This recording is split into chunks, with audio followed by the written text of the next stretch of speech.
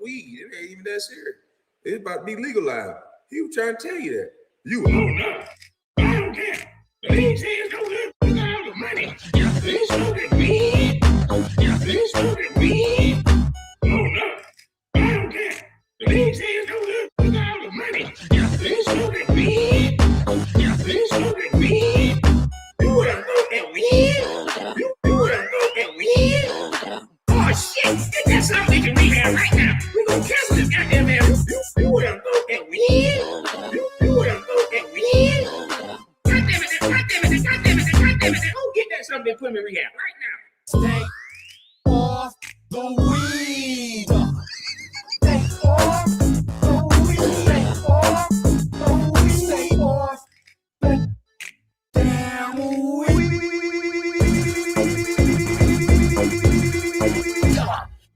Oh no! I don't care. These hands go good with all the money. They smoking weed. They smoking weed. Oh no! I don't care. These hands go good with all the money. They smoking weed. They smoking weed. Ugly motherfucker, bald head bitch. You still ain't answering my question, bitch. Why did you go to those colleges, bro? Why did you go to those colleges? Ugly motherfucker, bald head bitch. You still ain't answering my question, bitch. Who paid you to go to them college? Mr. Ryan Stephen Snitch. Stop dancing, stop dancing, stop dancing, stop dancing, stop dancing.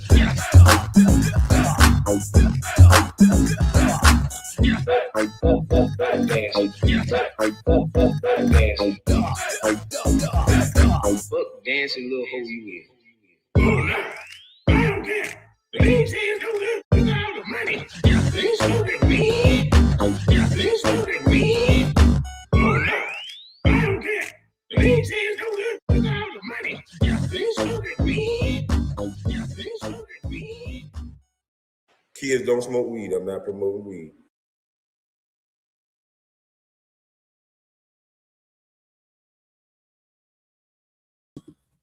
Kids, don't smoke weed. I'm not promoting weed. Great live yesterday. He talking about MAGA. Hold on, man. Let me find this on Instagram. Somebody just sent me a message on Instagram. I want to get up here. Okay, let me search this.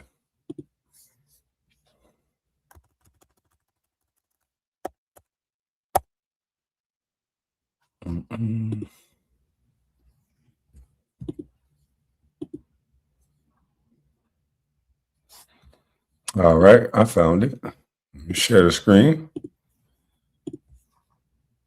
because this was interesting. I want y'all to check this out.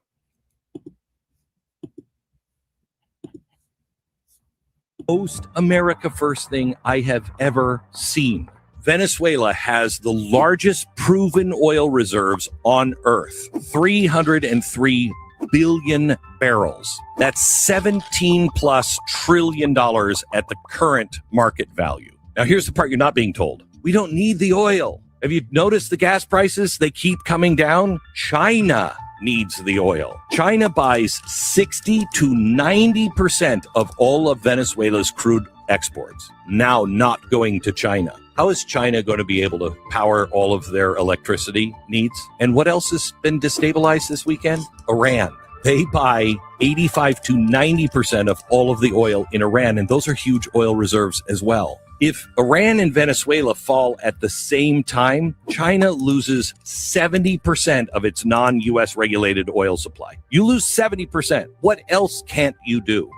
Well, you can't go into Taiwan. You can't have AI dominance. There's no BRICS reserve currency. Absolutely, it's about oil, but not for us. That's why this matters. And that's only one piece of this. Drugs, the cartel of the Suns, one of the nastiest cartels, and it is run by the generals of the government of Venezuela. Is this about drugs? Yes. Terror, We've talked about the island off the coast of Venezuela that is in bed with China, Russia, and Iran. And Hezbollah actually comes and trains Venezuelans to be a part of this cartel. And they use all of the tactics of Islamic terror. Is it about terror? Yes. This is what America First looks like long term. Not isolation, not chaos, strategy, strength, and a true will to win. What happened? What do y'all think? Because I've been saying this the whole time. I'm like, wait a minute, y'all don't see the play. Some people don't see the play. They don't want it with China. They scared of China. I'm like, wait a minute, this is a direct shot at China. This is going to maybe listening to this idiot. Everybody's an idiot that don't say what you want them to say. But if that ain't a direct shot at China, if you get rid of how are they going to power most of their stuff? 17 trillion. 17 trillion. Let's hear it again since Dean Anthony don't like it. I know it might be good now. Happened in Venezuela over the weekend. The most America First thing I have ever seen. Venezuela has the largest proven oil reserves on Earth, 303 billion barrels. That's $17+ trillion at the current market value. Now, here's the part you're not being told. We don't need the oil. Have you noticed the gas prices? They keep coming down. China needs the oil. China buys 60 to 90% of all of Venezuela's crude exports, now not going to China. How is China going to be able to power all of their electricity needs? And what else has been destabilized this weekend? Iran. They buy 85 to 90% of all of the oil in Iran, and those are huge oil reserves as well. If Iran and Venezuela fall at the same time, China loses 70% of its non-US regulated oil supply. You lose 70%. What else can't you do? Well, you can't go into Taiwan. You can't have AI dominance. There's no BRICS reserve currency. Absolutely, it's about oil, but not for us. That's why this matters. And that's only one piece of this. Drugs, the cartel of the Suns, one of the nastiest cartels, and it is run by the generals of the government of Venezuela. Is this about drugs? Yes. Terror. We've talked about the island off the coast of Venezuela that is in bed with China, Russia, and Iran. And Hezbollah actually comes and trains Venezuelans to be a part of this cartel. And they use all of the tactics of Islamic terror. Is it about terror? Yes. This is what America First looks like long term. Not isolation, not chaos, strategy, strength, and a true will to win. What happened in Venezuela over the weekend? Yeah, but they can't go to sleep, man. It's like that alarm go off. Oh, Kwame's live. You know how I go. They got a man, Kwame live. They can't miss a Kwame live stream. Come on now, you know that. Hey, detractors, how y'all doing? To me, it's a chess move. Who the hell want to take China straight on head up when they are a nuclear powerhouse, when they can turn off our power grid? You know, we want to try them without trying them. You know what I mean? We want to have poppable deniability, like Tears say. But let's see this again because I thought it was funny. People are trying to gloss over it. But let's go back to this old one I played early with your boy Adam Schiff. You know, they switching their mind, they changing their mind. Stephen A. Smith agreed, by the way. But they changing their mind like it's 90 going north. So let's play this part again, and then I'll play Stephen A. part where he went against him, and then we'll see. Sorry, Robus. And the president brags about his Venezuela policy? Give us a break. He hasn't brought an end to the Maduro regime. The Maduro regime is more powerful today and more entrenched today than it was when the president began. When the United States. So in 2020, he dissed Trump, said, you ain't do Jack Judy. You didn't get the Maduro regime because Trump had done put up a $15 million capture fee for Maduro, a warrant. Biden comes in and raises it to 25 million. Adam Schiff was dissing him in 2020. You ain't do nothing. You ain't do nothing, you said. They just in power. Now he says this. States engages in this kind of regime change and so-called nation building, it always ends up hurting the United States. I left the briefing feeling that it would again. Okay, apparently that briefing was in depth, and it went almost 2.5 hours.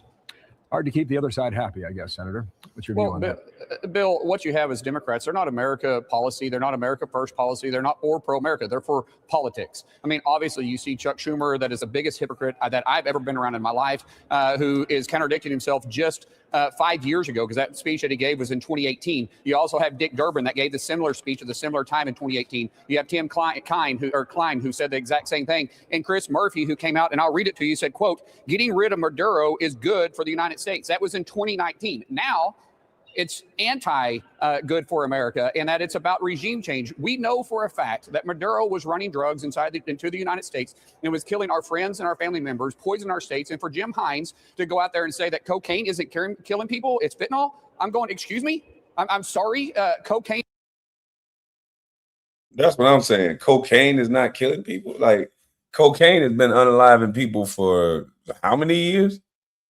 You got to remember, cocaine, they mix it up and turn it into crack, and that unalives people too. But that's been taking out families for years. This fentanyl thing is new, and it bust on the scene, and it's been crazy too. But cocaine has been taking people out for years.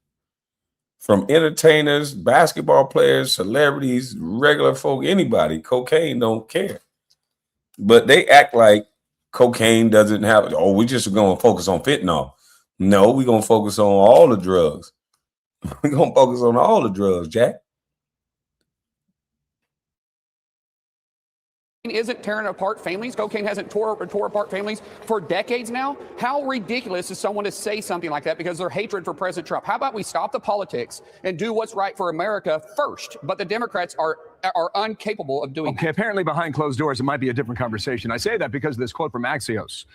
Democrats fume at their party's response to Maduro capture. Some Dems grumble at their party's largely oppositional stance to Trump's raid to capture Maduro, saying privately that their colleagues should be celebrating. So, I mean, that's in the water, as we say a little bit. I think the more relevant question now, what's happening inside Caracas? What's happening in all these towns and villages throughout Venezuela? It's kind of a blind spot right now, unless you've got information that could illuminate a little bit as to what's happening there today. Well, Jim, first of all, Bill. Democrat leadership is the one that's taking the role. If their members aren't agreeing with them, then they need to come out and get in front of the camera and say so. Now, going back to what's happened in Venezuela, what we have done is we gave the Venezuela people an opportunity to get back to democracy that they lost 25 years ago when the dictatorships first started.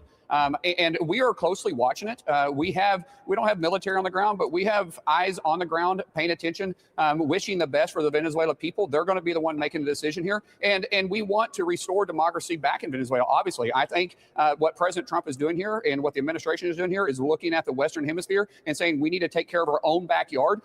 Man, I am excited about it. He's the first president to do this in decades, and he's putting America first, which is exactly what we need to do because we're seeing socialism creep way too close to us. I mean, we see what's happening in New York right now. We see what's happening in Central and South America. And for President Trump to take a strong stance and saying, one, you're not going to poison our streets. You're not going to continue bringing the drugs in, but we're also going to be watching at the politics perspective too. Okay, Senator, thank you for coming back here and waiting here with the president too. That's coming up Thanks, momentarily. Mark Wayne Mullen, thank you very much. The Republican Thanks for from having me on. Oklahoma. Thanks for coming back. Dana. I'm Steve Doocy. I'm Brian Kilmeade. And I'm Ainsley. Somebody said RIP Lynn Bias. Yeah, that's one of the one. But, you know, cocaine is not unaliving people, even though it has a history of unaliving a lot of people. But let's switch my profile. I don't know why I'm on this profile.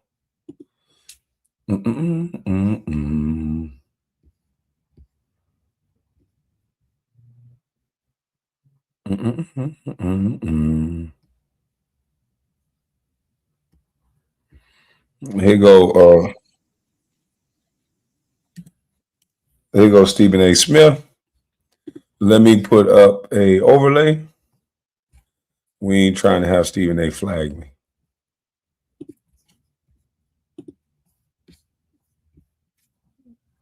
All right, here goes old boy Stephen A. Let me.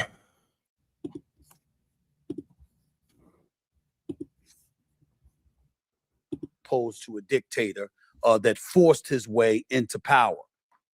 My position is one of questions, and I get myself in trouble asking questions, but I'm never going to stop because my nature as a journalist is to ask questions. When I think about the United States and I think about our government in the nation's capital, I need somebody to make it make sense for me. Didn't Trump originally put a $15 million bounty on Nicolas Maduro's head in his first term in office? The answer to that would be yes. Didn't President Joe Biden in 2025, before leaving office, put a $25 million bounty on Nicolas Maduro's head? The answer to that would be yes. Didn't President Trump come back after putting the $15 million bounty on Maduro's head, after witnessing Joe Biden put a $25 million bounty on Maduro's head, up the ante by increasing that bounty to $50 million? The answer to that would be yes. So if we as a government crossing party lines, mingling with other administrations in terms of mirroring their agenda as it pertains to this specific individual, if that is what happened, what's the problem? What am I missing? Now, if the vice president... Good question, Stephen A. What are we missing? Since everybody like to listen to this bald-headed weasel, I mean, what is he saying something wrong? Is he saying something wrong? Oh, now D. Anthony, he don't like Stephen A. I don't like Stephen A. either, but he's saying something right here. He said he liked to ask questions. I like to ask questions too. Why was you at them colleges, boy? And why was you at them high schools? But this not right now. Right now, you're saying something that you're right about. Both sides do this stuff, and they always highlight one side. It's annoying. Of Venezuela, who's now been sworn in as its leader, is opposed to this. I get it. Cuba, Russia, doing business with Venezuela, particularly as it pertains to its oil, because even though the United States, even Stephen A. can see it, Cuba, Russia, China, Iran, all those people are in bed together. Could be stopping something. produces more oil, they don't have a larger reserve than Venezuela. We know they have it. My point to all of y'all is this. As a nation, this is where we have to hold our politicians accountable. Make it make sense. What is the problem with President Trump going in and getting Maduro when we already put a bounty on his head, crossing the first Trump administration, crossing the Biden administration, and now with the Trump administration, part two, being in power, each time they were on the same page, we got to get this man. They called him a narco-terrorist. They accused him of funneling drugs into our nation. Trump did it, Biden did it. Republicans agreed to it, Democrats agreed to it. What's the problem? I just need it to make sense for me. Because if it made sense for Trump to put the $15 million bounty, and the Republicans said nothing, and it made sense for Biden to put a $25 million bounty, and the Democrats said nothing, why is it a problem now that we got him? Why? Now, I'll be the first to admit, I get very, very suspicious about that nation building stuff. I personally... Not nation building, Stephen A. We doing a preemptive strike against China, I think. I think we are trying to bring China to understand there's more than one way to skin a cat. We don't want to see no nuclear war, but we do want them to understand you're not going to come down here in our close to our hemisphere acting like you just going to run the show. Not going to happen. We're going to go after drug traffickers in Mexico, Cuba, and all these different places. And we're going to see. Don't fear monger. That Trump has been right about most of the stuff he said. They just don't want to admit it because it's Trump. I'm not interested in seeing American boots on the ground. I'm leery about that. I'm not comfortable when President Trump said, we're going to run the nation until we can make a smooth transition. What are you talking about? Salute that nation building is not something we... Salute to you, Miss Spitfire. I bet you D.L. Hughley would have an answer for that question. It's something weird, too. And by the way, this is diametrically opposed to everything that he said prior. When he ran for office in the first term, when he ran for office in the second term, when he talked about America first, when he talked about prioritizing this country, he didn't talk about nation building. As a matter of fact, he lamented our role in Afghanistan. He lamented our role in Iraq. He lamented our role in certain places. No doubt about it. So why are we going to do that now? Remember what Dave Chappelle said during his stand-up many, many years ago? Not in his stand-up, I'm sorry, when he was doing the Chappelle show. That oil, that oil. I got it. They got about 300 million barrels. Who knows how many barrels we going to get a hold of? Who knows whether or not that's going to fuel oil companies. It's going to put money in a lot of people's pocket. Probably going to put money in Trump's pocket. We don't know this, but it's not inconceivable. The question is it going to put money in the American people's pockets? That's a different argument. You want to argue about what role we're going to play in nation building? I'm down for it. I heard Minority Speaker Hakeem Jeffries in the House lamenting. Wait a minute now. What the hell is that about? Did you consult with Congress? Did you talk with Congress? Excuse me, it's the United States government. It's not just the Trump administration. There's a House of Congress. There's a Senate. You got 435 representatives. You got 100 Senate figures. You got 535 elected officials in the United States government that you're supposed to be consulted with. I get that when it comes to the nation building. I just don't want to hear it when it came to him going to Venezuela, going to Caracas to grab Maduro. If you got a bounty on his head, and the Biden administration had a bounty on his head, and then another $50 million bounty on his head, 15 to 25 to 50, once you got his ass, that's not something to be complaining about. Because I agree, Stephen A. That's nothing to be complaining about. No, you said Stephen A. was never right about anything. He wasn't right about me. I agree with you on that. But he's right about this one. I know that upsets you. Everybody was in on it.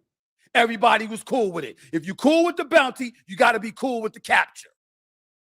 And not an American soldier died? Not one? Not an American citizen got harmed? Not one? Not one? Not one. Come on now. This is what I mean when I talk about us being fair. There's a lot of things I don't like about what the president's doing or how he might do it. I don't like the style at all. But in the end, when it's effective, and you got to give credit where it's due. That's how you legitimately grill him when you... Basically, he doesn't like Trump style. He likes the results. Don't like the way Trump talk, likes the results. Most of these Democrats, they talk nice, they talk right, but the results are terrible. They act like they're America first. They tell you they're going to give you $20 an hour for minimum wage, and then all the companies leave their states. So it's not helping. The results are in. The policies that we are governed by is not helping. Diametrically oppose what he's doing because it makes sense, because you're not engaging in partisanship. You're consistent. We don't have to get into it now, but I'm going to bring up tomorrow how Defense Secretary Pete Hegseth is trying to demote the rank of Senator Mark Kelly. I won't get into that today, but I'm going to tell you this. I don't like it. I don't like it at all. I didn't agree with what Mark Kelly did. How dare you tell soldiers to disobey orders, labeling them illegal and all this stuff. You're making an assumption that they're going to be given illegal orders. That's a very irresponsible thing for Mark Kelly to do. I said it here. I said it on The View in front of Sonny Houston, and I'll say it again. Houston, I'm sorry. I'll say it again. You don't do that. Not because you're an elected official, but because you're somebody that served in the Navy. You know better. That don't mean we got to be petty and demote the man's rank. A man that served with honor in our United States military and take money out of his pocket that was earned and bled for. He shouldn't have said that. It was not right. He shouldn't have opened his mouth. He shouldn't have been part of a video with other Democrats saying that. Fine, because he served and he knows better. Now, why can't most of the other Democrats say what Stephen A. Smith is saying? Okay, we understand you don't got to agree with Trump, but you served in the military. Why would a military individual tell people to undermine authority and undermine orders? That's not what you're supposed to do. That's not what you're supposed to do. So, you know, you got to appreciate, even though you don't like Stephen A. or whatever else, you got to appreciate when somebody come out and just say the truth. Like, okay, you don't have to like somebody, but this right here is a true statement.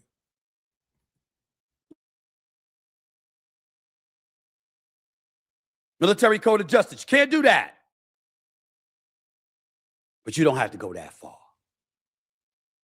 Because in the end, Pete Higgs said, as you did in serving in our military, so did Senator Kelly. He's one of your own. For all intent and purposes, whether you like it or not, he's supposed to be your brother. You don't have to do that. You can have a little more compassion than that.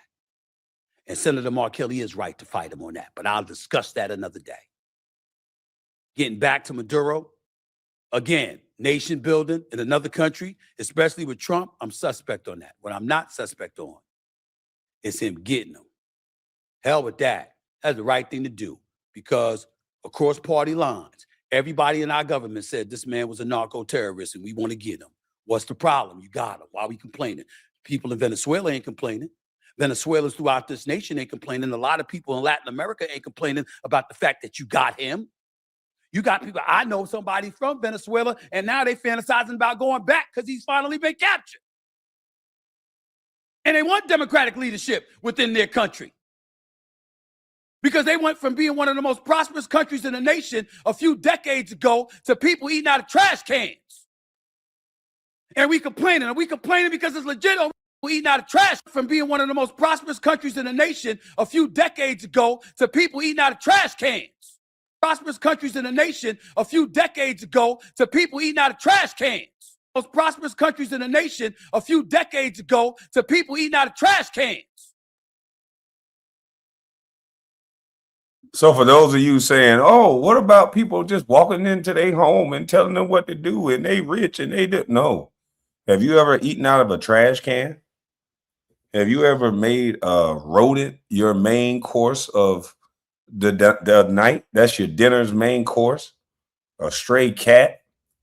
Or anything you can get your hands on to eat? That's how they're allegedly living in Venezuela. So with all the resources and all the things that they have, it sounds good. But the citizens are rejoicing because they want to be able to live in a democracy where they have rights, they have money, they can live prosperous. And it's not like Trump in America is saying, oh, we're going to take all your resources and then you guys are not going to get nothing. They already got nothing. They're trying to actually change what they got going on. It makes sense. Let's fix Venezuela so we don't have housing complexes in America getting taken over by Venezuelan gangs. You know, let's send them people back to Venezuela, get them people back in prison, wherever else they came from. I'll bet any amount of money that me, Smith, voted for Trump too. He played with blacks' votes, mine. Make that money for your boss. Mr. Smith, he ain't voted for Trump. I don't believe it. I believe he just played both sides of the coin.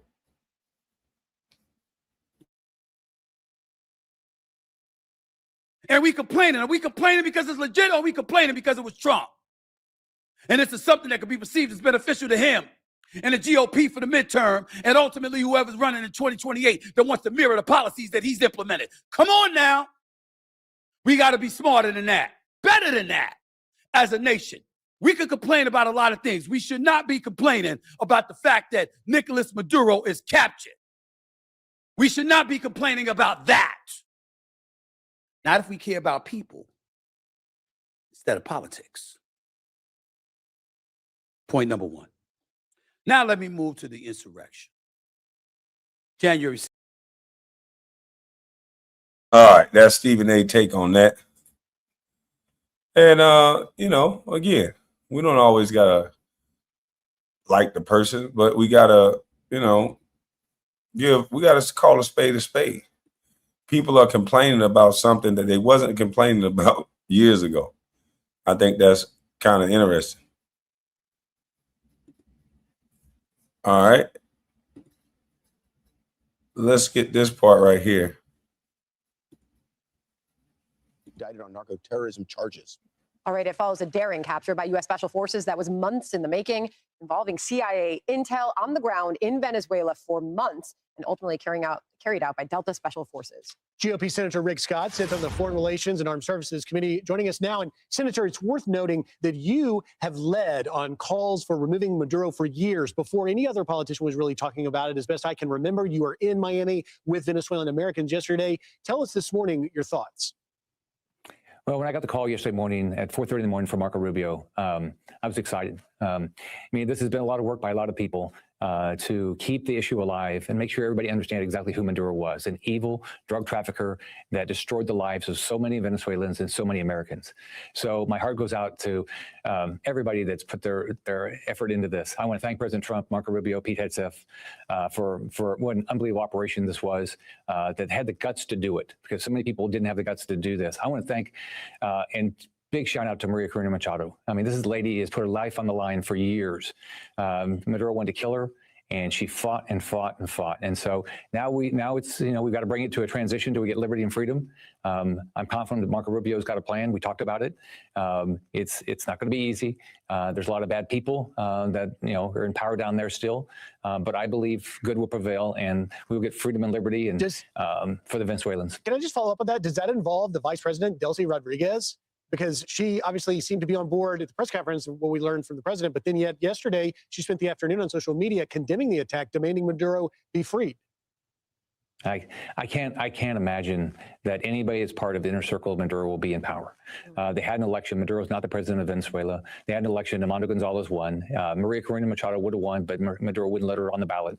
I'm optimistic. I don't think it's going to be easy. There's been a lot of bad people. These cartels have destroyed this country. So there's a lot of bad people still around in Venezuela. It's going to take a lot of work. But I can tell you what, the Venezuelan people, they want change. They voted for change. And I think there's a lot of wonderful Venezuelans that want to go home and rebuild this great country. I was there before Chavez, and it's a beautiful place with wonderful people, and they have so much in natural resources. So I'm very optimistic that we're going to have another great ally that's got a lot of natural resources and will have a lot of success. So this will obviously have a lot of a domino effect in the neighborhood down there. Now, what do people have to say to that? This man say he was in Venezuela before Chavez, and it was a great country before Chavez. So if they can get back to that, wouldn't they want to stop coming to America? Most of these people that come to America, they bring their own country's flags and their own country traditions. So they don't really want to leave their country. They leaving it because their country is terrible, or people are running their country into the ground. So if we can get their country back going strong, they wouldn't need to come here. We can't have everybody come to America. Stay in your country, represent your country. We'll help you fix it. We pay for every damn thing else anyway, but stay home. President Trump and Secretary Rubio talked about the possibilities for Cuba. Let's play this clip real quick.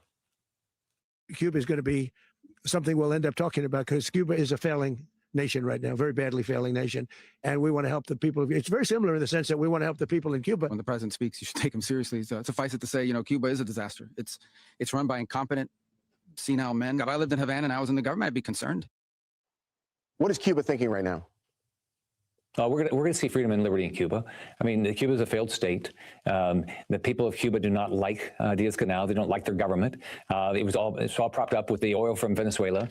So Cuba's been the root of evil. So if you look at this, is an unbelievable opportunity. When Trump finishes this term, I think all across Latin America we're going to see freedom and liberty. We're going to have a new president in Colombia next year, and I think the right thing will happen there. I think Diaz-Canel will be gone. So I'm excited for all my friends that have fought all these years for freedom and liberty, and they have not been able to get a president that would show up and do the job that needed to be done. And this president has been willing to do it. So hats off to Donald Trump. Senator, before and by the way, Elon Musk is given free internet now in Venezuela. That's going to help people be able to talk to each other. That's a big deal. So I want to thank Elon Musk for doing that too. Perhaps that's part of my question as well, looking at oil at the center of all of this and the added internet situation for the people of that country as a result. What do you believe will be the overall economic impact of this action on the part of the administration? Well, I think what's going to happen is you're going to see oil prices come down. They've got all the unbelievable reserves in Venezuela. The oil companies are going to come back. They're going to rebuild this country. It's going to be great opportunities for Venezuelans. Should be the richest country in South America. Absolutely no question. Should be the richest country in South America. It's going to create a lot of opportunity for Venezuelans. It's going to be exciting. I think there's so many. My friends Venezuelans are going to want to go home and rebuild this country. It's going to be it's an exciting day. Wow. And it'll be good for America. Senator, thank you. They're going to want to go home and rebuild their country. Shouldn't we all want that? Why would you want people displaced from their home? They don't really want to be here. They came here seeking better lives. So if they can go back home and have a good life from their home country, that's what we all should want. That's what they want. That's what they seem to be happy about. But hey, I hate Trump. Let's see what Abby Phillips have to say. You break it, you buy it. The question on the minds of Americans tonight after the Trump administration's audacious incursion into Venezuela. So, after Nicolas Maduro's capture, who exactly is in charge of that country? Well, Donald Trump says he is. The declaration comes as Maduro pleaded not guilty to drugs and weapons charges inside a New York City courtroom today, saying he was kidnapped and that he's still the president. Come on now, Abby, your little fine self. Donald Trump didn't say he is. He said we are. We are. America is taking over. He didn't say him specifically. He was talking about us, Americans. And we should take over. It's too close to let somebody else take over. President of his country. While the administration has been taking a victory lap, the reason for the intervention depends on who you ask. We're not going to let Tim Pot communist dictators send rapists into our country, send drugs into our country. And then, of course, the drugs and the cartels, the poisoning of the American people, the violence, Trendy Aragua that have been brought to our shores. Venezuela people want to get back to democracy. We all wish to see a bright future for Venezuela, a transition to democracy. What we want is a future Venezuelan government that will be pro-American. So we're looking for a leader that will stand up beside us and embrace those freedoms and liberties for the Venezuelan people. This is about preserving America's independence and freedom. Of course it is. Nobody has ever stolen our property like they have. They took our oil away from us. All that infrastructure is rotted and decayed. And the oil companies are going to go in and rebuild it. What we want to do is fix up the oil, fix up the country, bring the country back, and then have elections. All of that in the last 48 hours or so. The president says he's running the country. Marco Rubio says, actually, no, we're not. We're just giving guidance and hoping that they go along based on the threat of military action. Then it's a question of, is it about the oil, as Trump says, or is it about all those other things? And if it were about democracy, where's the democracy? It's about the oil. It's about democracy. It's about fixing Venezuela so people can go back home. It's also about making sure we have a little bit of control over China through that oil that they're not going to be getting, and Iran through the oil that they're not going to be getting. The oil is the key. The resources is the key. That's what everybody's after Venezuela for. Let's call a spade a spade. Does this make any sense to you, Congressman? Abby, no, it doesn't. I am haunted by the ghosts of Iraq and Afghanistan here, where we spent 20 years, trillions of dollars, thousands of American lives, decades of lost credibility. And the American people have had enough with interventions like this. They've had enough of nation building. They've had enough of focusing on things other than the cost of living, the cost of housing, the cost of healthcare. Nothing that happened this past weekend is making the lives of Americans better. Right. And if you want to talk about drugs, which is a huge problem, by the way, a huge problem, it's devastating and it's destroying our communities and our children. It's fentanyl that's largely driving that. Not cocaine. Here they go again. Let's not focus on cocaine. Let's focus on fentanyl. Fentanyl is the worst drug. Let's not worry about nothing else. Fentanyl is the problem. Largely, but fentanyl. And fentanyl does not come from Venezuela. Yeah, I think it's obvious that the administration is talking out of both sides of his mouth. If the Secretary of State says we're not running it, and the UN ambassador says we're not running it, and then the president says we are running it, obviously they're not on the same page. And so the fact that we've taken this very risky, very aggressive move to arrest a foreign leader and then determine that it's our job to determine the political and economic future of this country with 0 people on the ground and we can't even get our story straight is not a good sign. We're in day 3 of this thing and it's a total mess. Okay, and anyone who's being honest has got. Come on, bro. Stop the cap. Talking about KB, that's not how the world works. That is how the world works. Nobody want to hear about your crap about karma. That's exactly how America works. America work like this. If they feel like you got something that we want, they'll say you got weapons of mass destruction. We don't got to see no weapons. They don't got to produce no weapons. They gonna say it and they gonna go over there and get it. And if they don't find no weapons, so what? They still gonna stay over there. They're still gonna occupy that territory, and they're still gonna get those resources. But that is the way America work, dude. I don't know what you talk about.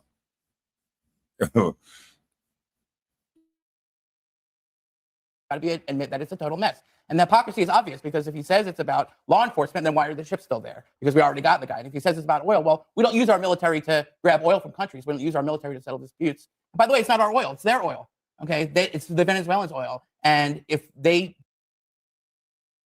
What about the oil they took from us? I don't hear you saying nothing about that. What about the oil they took from us? Yeah, so come on now. Let's call a spade a spade. Violated a contract, then that's not what the U.S. military is for. Let me just so play it's kind of a disaster, to be honest. Let me play a little bit more of Trump, because I mean, this is part of a pattern of Trump really not taking anything off the table, even while his aides might be trying to do that on the side over there. Here's what he said on Sunday about whether he's willing to put boots on the ground again in Venezuela. I always say boots on the ground. Oh, so we're not afraid of boots on the ground if we have to have. We had boots on the ground last night at a very high level, actually. We're not afraid of it. We don't mind saying it, but we're going to make sure that that country is run properly. Bache, I just wonder, first of all, A, how is he going to make sure that the country is, quote unquote, run properly? Now, you heard what Trump said. Shit, we ain't scared of no boots on the ground. We done had boots on the ground very successfully, too.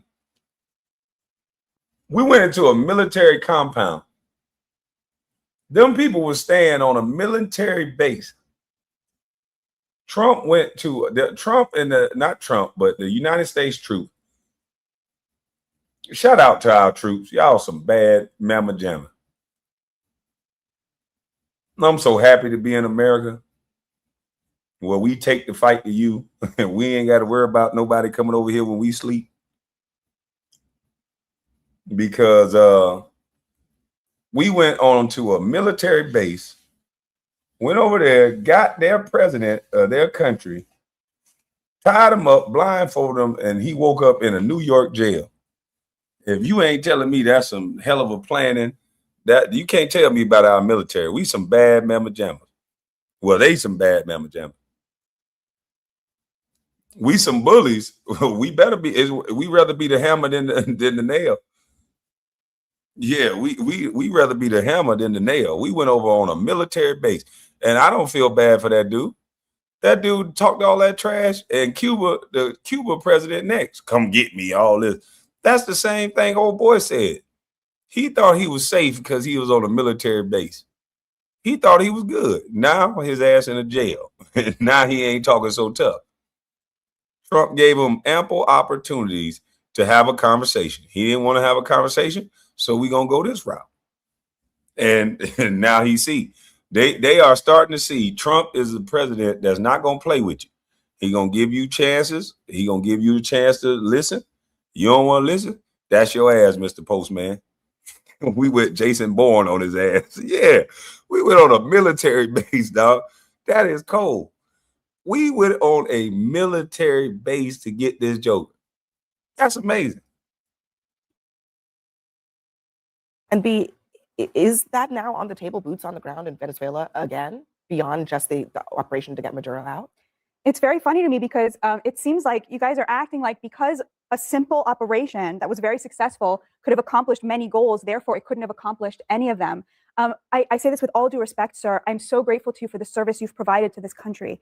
But Venezuela is not Afghanistan. 25 years ago, there was a functioning democracy there. It's just apples and Hey, look at his face. That snarky look. Yeah, because you know you've been got. What's up, Stout? He was singing Bob Marley a few weeks back. Yeah, he thought he was all good just a week ago. He had the protection of the military. He was chilling. Probably had a couple concubines on the side with his wife. Oh man, he was just chilling. And Trump say, "Oh, you think you tough?" Trump went over there. Trump say, "You think you tough?" Like in that movie. You think you tough? And he had to show him, boy, you ain't tough as you think you is, boy. So shout out to our military. Yeah, you want to think you tough, huh? He ain't tough now. Put him in the cell with Diddy. And let Diddy take that. But Maduro thought he was the man until he found out. He messed around and found out. They gonna kidnap Trump next. This is crazy. That we took a whole man. Boy, they ain't gonna come over here fucking with Trump. Trust me. They not gonna come over here playing with Trump. We gotta worry about these little middle-aged, 18 to 28-year-old or 40-year-old white boys. That's what we gotta worry about, trying to get after Trump.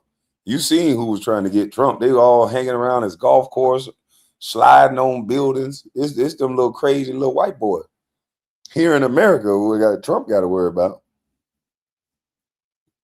That's what they got to worry about. But this lady's spitting the truth. How you gonna compare Venezuela, a country that showed you that they could sustain themselves, had riches, was doing good before corruption, to Iran, a war-torn country that's just been at war their entire existence? How can you compare the two?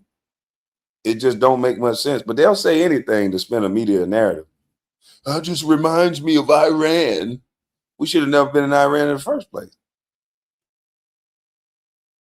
oranges to compare it. There is no way Donald Trump is going to put boots on the ground there. That's what the ships are there for, to not have to do that. What they're doing right now is beyond brilliant, because instead of rushing in and appointing Maria Machado, for example, they're saying, let's wait and see where the Venezuelan people are at. Let's wait until we can have an election. You can't just do that overnight. And so they are sitting there and watching and calibrating and making sure, by the way, that the Venezuelan people, as well as now the new president, understand that whatever they do, this better be good for the United States, because we're not afraid to use our power anymore. Trump doesn't care what the Venezuelan people think. We actually had an election, and they had an election in Venezuela. So that's a moot talking point. And let's just tick down the list real quick, so we're very clear about it. This isn't about drugs, because the president of the United States, he just pardoned Juan Hernandez, who was convicted by an American jury, who's the former president of Honduras. Okay, he was indicted and convicted by an American jury, and he was convicted of moving over 400 tons of cocaine into the United States of America. Man, he pardoned Kodak Black. He was going to pardon Big Meat. He pardoned Tony Southwest T, who sold drugs as well. We celebrated him for pardoning Southwest T and letting him out early. Like, come on, man. Dude, what is wrong with you? Take that Beijing out your head and let it go gray so you can be real. Come on, man. Stop playing.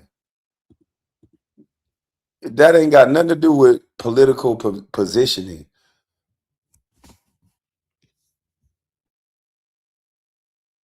America. And the president said, go free, my brother, go free. So that's not about drugs. It's not necessarily about regime change either. I think people are missing the mark, because Maduro's entire team is still there. His military is still there. It's his vice president. So it's not about freeing Venezuelans, because if you wanted to do that, then you actually would put in a new government. You would install a new government, or better yet.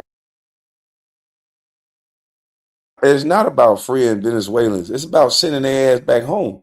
Did you see them Venezuelans walking up and down them goddamn steps with guns collecting rent? We don't want that type of crime over here. Them Venezuelans was eating out of trash cans. They can bring out a level of violence over here that we ain't seen in years. We don't want to deal with that. I ain't trying to beef with no nigga that been eating out of trash can. I'm sorry. I've been domesticated. A Negro that's been eating out the trash can, he bout that. He bout that life. I know we over here in America, we talk a lot of trash. We talk all this gangster talk, man. We ain't ready for no Negro that's been eaten out of a trash can. Do you know what'll happen to you if you go against somebody that's been eaten out of the trash can?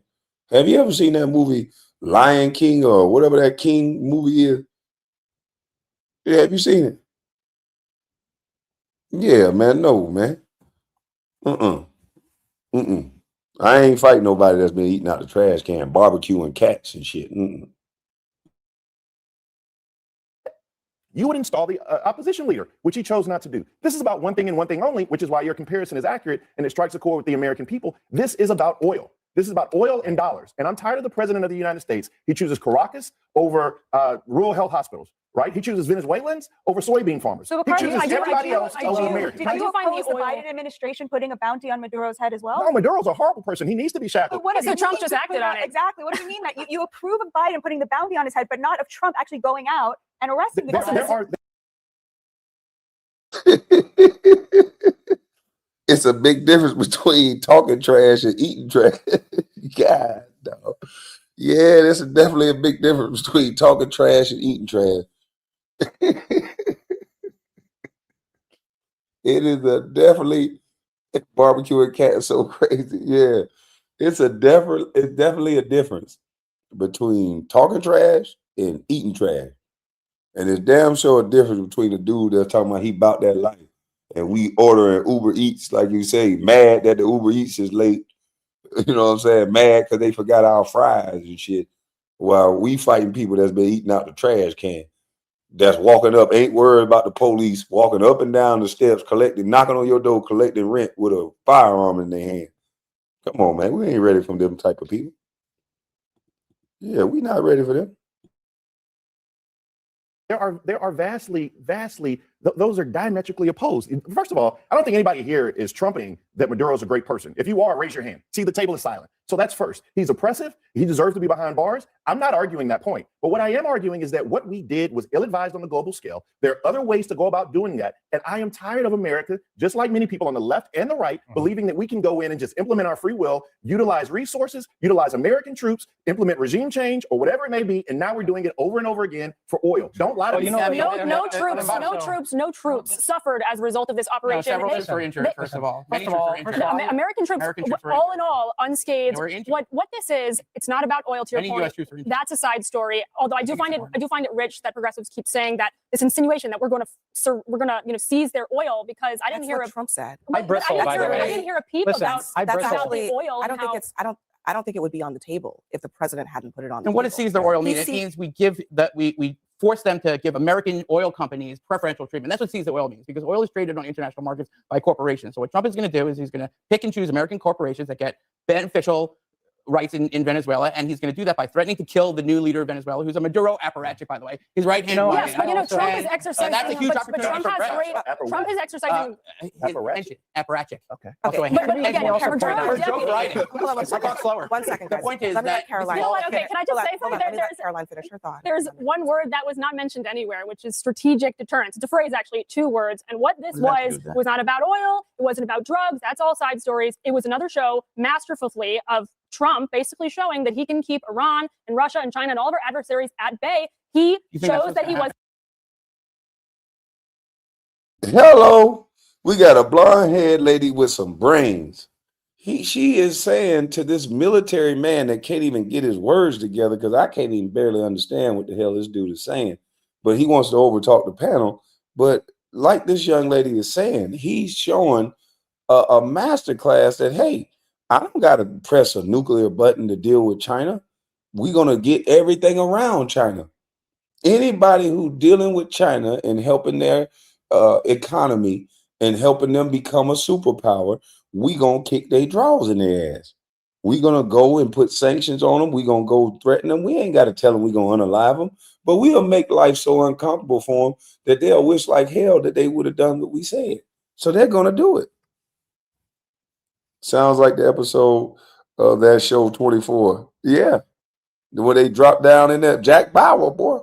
They drop down in there. I need to watch that series again. But yeah, man. I don't understand. They mad. They just mad because Trump did it. Yeah, they mad because Trump did it. Salute to you, Easy. China has a big social too, I think.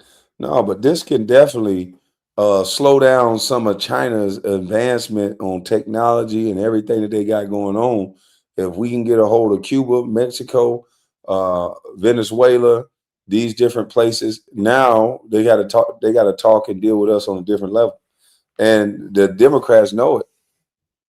And I'm gonna play a video of a brother that is basically breaking down how this is going to affect everybody around, and it's not going to negatively affect America like they're fear mongering.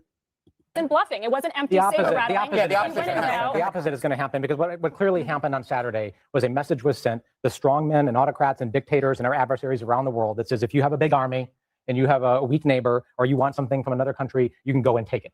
And nobody's going to stop you. America's not going to stop you. The rules-based order that we erected for 80 years after World War II is no longer going to stop you. It is a much more So is it your dangerous world position as a that our result of foreign foes should expand their foothold in South America? Is that your position? what's crazy- Because what Trump did that's not. is basically That's say, not. I think- look, What's guys, actually gonna happen, you though- actually But what can't about, expand your influence I don't over think this that is region. I don't think that's the proper extrapolation that he's making. And I don't mean to speak for you, Congressman. No. But what we are saying is that things like China and Taiwan, for example, what is to prevent that from just going off the rails now? Or Russia and Vladimir Zelensky? What do you mean? He's undermining the idea that big countries shouldn't be able to trample on small countries, because we're a big country. We just trample on small A small country with an illegitimate leader Anyone whose can say citizens are anything. now erupting into cheers because So they your theory ousted of the My theory case of the is that case- China was sitting there and thinking, should I take Taiwan? Oh no, I won't take Taiwan because I never saw Trump go in there and arrest a guy who was flooding the United States with drugs and illegals and gang well, I would members. put it this But way. now that he's done Well, I'm that, saying- we're going to take over But Taiwan. arguing that One our side of the enemies claim- are really I'm saying powerless. one side of the claim- And of course, it turns into a shit show, like always. Because even the people on the panel can't even stop and listen to one another and make good points without this. But this is crazy. I can't wait to see how it pans out. And hopefully the Venezuelan people are not treated poorly. They're treated like human beings, and they no longer have to eat out of the trash. And then people can just say, you know what, Trump did a great thing. 10% of their oil. Our adversaries are howling exactly the way that you I are. disagree. Russia and China and Iran are howling I disagree. because they Hold on, lost guys, hold on. access to their They didn't oil. actually lose it, but what you're saying is not true, because they actually still have the access. There's no reason to believe that Trump schemed the way he thinks it's You going to play can't out have that it way. both ways, that he's both giving preferential You're treatment to understating him American again. oil No, I'm companies saying he's trying and to- China Well, still has access hold on, to hold on, oil. hold on. Trying to Guys, steal the oil, but he's not going Batya and to Josh, work. let me actually doing it well, play because he's what incompetent. Trump said on Sunday So it makes perfect about why the oil matters, because he has been the one talking about this. This is not just made up out of thin air. Listen. Any commitments from the oil companies? They want to go in so badly. Before the operation took place? Yes. You maybe took them off? Before and after. And they want to go in. Yeah. He said that. Yeah. Okay. So the oil matters because Trump thinks, it seems, that this is a get out of jail free card. He said repeatedly over the weekend that this is not going to cost the United States anything because the oil is going to pay for it. Meantime, there's not a lot of indication that there's much value to the United States companies to drilling oil in Venezuela. Rather than being energized by Trump's drill baby drill chants at pep rallies, this is what one analyst says: the U.S. oil industry has gone into retreat. Many U.S. oil giants like Chevron, Exxon, ConocoPhillips, Occidental have been forced to lay off thousands of workers over the last year. Many producers are waiting for oil prices to increase before they raise production. So there's not really a lot of supply and demand, not a lot of interest in adding more demand onto the marketplace of global oil. Yeah, this is the wrong answer, though. not This if is- you're an oil conglomerate, but if you're the American people who want affordable energy, of course we want more Hold on a production. second. Yes, but production isn't being done by the United States government. Production is being done by for-profit corporations who are not going to And do things to just reduce their point of- profits. just a- But You're saying Trump, they don't want in, Trump even though they doesn't said they seem do? to understand any of that, and this has now become one of the reasons, the principal reasons in his Just mind why this. a point of clarification for Batya is that it would cost these oil companies hundreds of billions of dollars to go in and rebuild the infrastructure necessary for them to go in and refine the oil necessary for it to be used. We're talking about American companies. And so I think what we're seeing right now is Donald Trump, the president of the United States. Republicans love to sit around this table and tell me, don't believe what the president says. Like, don't believe your lying eyes, right? He tells you the reason he's doing things over and over and over again. And when I repeat them, you're like, oh, you have Trump derangement syndrome. No, I can just hear and repeat, right? But oil companies, although he says this is for oil, I articulate that this is for oil. Oil companies say that this can't be for oil because it would simply cost too much and ruin our bottom line. I thought all these MAGA people were supposed to be against using the military to steal oil from other countries. That, now, to me, is he the tries key to do it, and point, everyone Josh. flips. And I That, actually to agree me- with that now, and now I'm on the other side. This is the key point. All This the is the MAGA people are conversation. like, oh my God, now we got to take all their oil and we're going to kill the president of the country if he doesn't. We're if he doesn't sitting give here it to us. talking about whether it's Isn't that the feasible or opposite of not, MAGA? whether it's feasible to do this or not, oil this, oil that. Listen, this is not the conversation that Americans are having. Americans are over it. They do not want this type of intervention. They don't want the type of nation-building quagmire that we just spent 20 years and trillions of dollars doing. We've never been good at it. We've almost always failed at it. There's no evidence this is going to escalate into that. There's well, no there was evidence no of evidence that. in Iraq and Afghanistan either, but we know that it's was going to work, right? Let me hit pause on this conversation because we actually have a lot more on this very topic coming. Mm-hmm. It's already what it's gonna do. Man, listen, I think it's a great thing. I don't get what these people see. I see something totally different. God dang, Adrian Brown look bad right now. A trained fighter that walks around that drunk. Dang. That's crazy.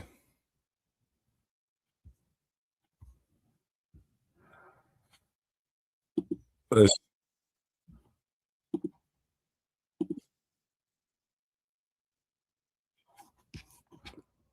All right, this is Vince Ellison's show. Where is it? The Vince Everett Ellison show.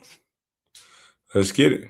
Maduro, who has decried US military operations against alleged drug traffickers as a thinly veiled effort to oust him from power.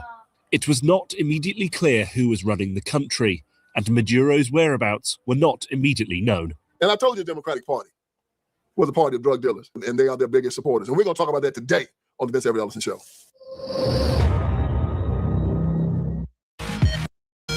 Looks at the cartel selling in America every year. These are 2013 numbers. Sold over $100 billion. That's in 2013. That's 12 years ago. $100 billion worth of drugs. This is before the fentanyl crisis. I bet it's $200 billion now. Drugs in the United States of America. $200 billion. Do you think they hide that money under mattresses? Or do you think they put it in the banks and you think a lot of rich people are getting rich off of it? You think the Democrats might have a little bit of that money themselves and run for office? Think about how much political clout just one of those billion can buy. That's just 1% of it. You go to 1/10 of 1%, that's $100 million. It's over $500,000 every Democrat that's up there. They'll take it. This is the reason why Joe Biden opened up those borders. This is the reason why over 100,000 people are dying in America every year from fentanyl poisoning. This is why sex trafficking and this is why human trafficking was coming across that border in such astronomical numbers under Joe Biden and the Democrats. You know why? And this is why the Democrats are going blank crazy because Donald Trump is killing drug couriers in the Caribbean. I mean, they're losing their mind over it.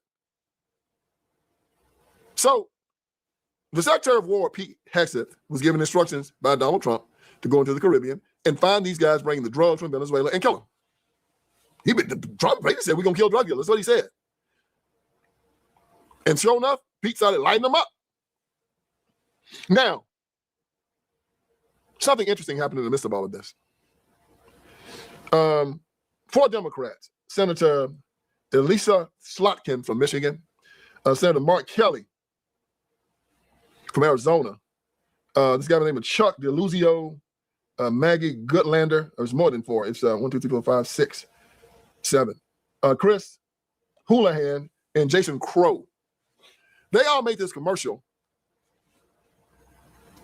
telling American soldiers that they did not have to obey orders that they thought were unlawful. Congressman Chris DeLuzio joined 5 other Democratic lawmakers, all of them military or intelligence community veterans, to urge current officials to disobey illegal orders. Michigan Senator Elissa Slotkin, a former CIA analyst, posted the video. The lawmakers say threats to the Constitution are just coming from abroad. No one has to carry out orders that violate the law or our Constitution. We know this is hard and that it's a difficult time to be a public servant. But whether you're serving in the CIA, The Army, Or Navy? the Air Force, your vigilance is critical know that we have your back. because now, more than ever, The American people need you. We need you to stand up for our laws. the Constitution and who we are as Americans. Joe? give up. Slotkin told the New York Times that she's heard from active duty troops who are concerned about the legality of strikes on people the Trump administration says are drug traffickers. The administration called the video an attempt to encourage the military to rebel against Trump. Now, a lot of these soldiers don't have law degrees. So how do they know that the order that they're given is unlawful? They have to make that determination themselves. So basically what they're telling these soldiers to do are they're talking about mutinies and insurrections and things like that. Of course, Trump got mad. But immediately after this, a tape was released, a video of an attack from an American warship, or maybe one of the airplanes, I forget which one, airplane or warship, on one of these boats carrying drugs to America. It's has to be a pretty big boat because it had 11 men on it. So that wasn't a small boat if it's carrying 11 men. Just packed with dope. But it ain't coming to America. That's what they tell you on the news. It ain't coming to America. They ain't doing nothing in America. It's other places they sending it to.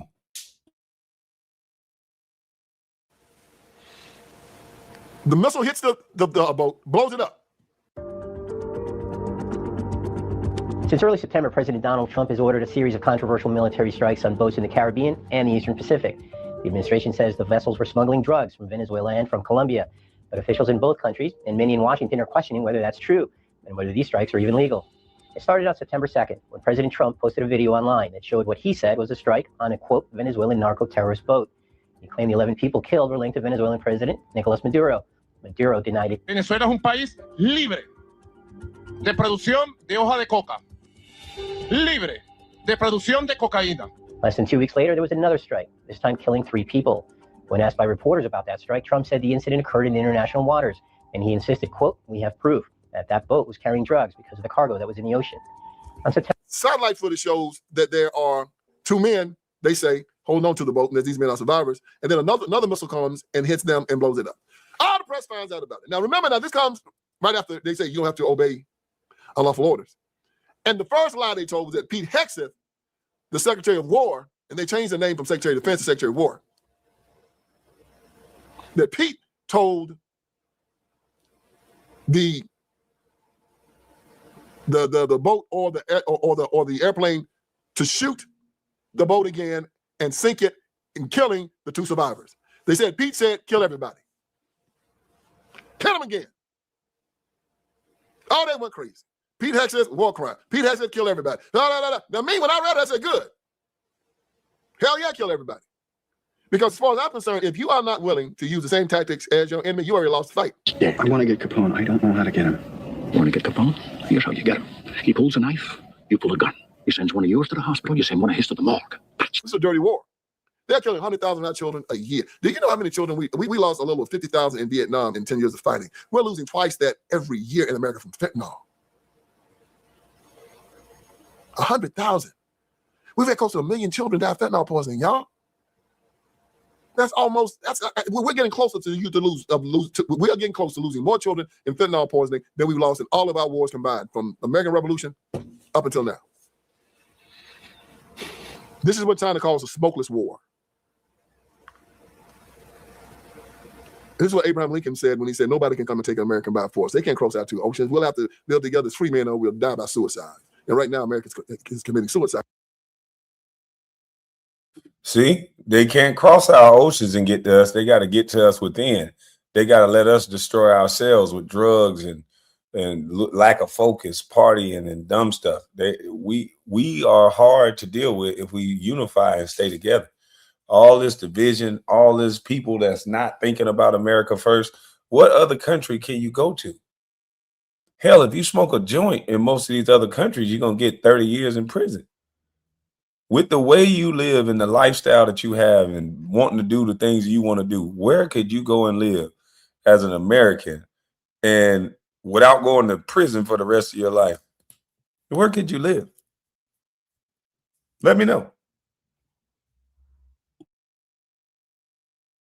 Donald Trump sees it, and Trump says, I'm going to stop it. And guess what the Democrats say? Man, they sell over $100 billion a year of dope here, and they are paying for our campaigns. We got to stop this. What other reason? Why would you be upset about dope dealers getting shot and killed? Nobody cares about the rule. International law? We determine international law. Tell me, who is international law? International law is a euphemism. There's no international law court. What they're going to try to do is get The Hague in the Netherlands to put some type of war crime warrant on Pete Hegseth or Donald Trump and try to get the national courts to do something. Well, not the national court, but the global court to do something that they couldn't get done over in the United States of America. They're going to actually try to get a war crimes warrant on Pete Hegseth. And then they'll try to take it up to Donald Trump because Donald Trump has said, kill the drug dealers. You know why? Because And that war crime thing is the reason why we don't do a lot of stuff.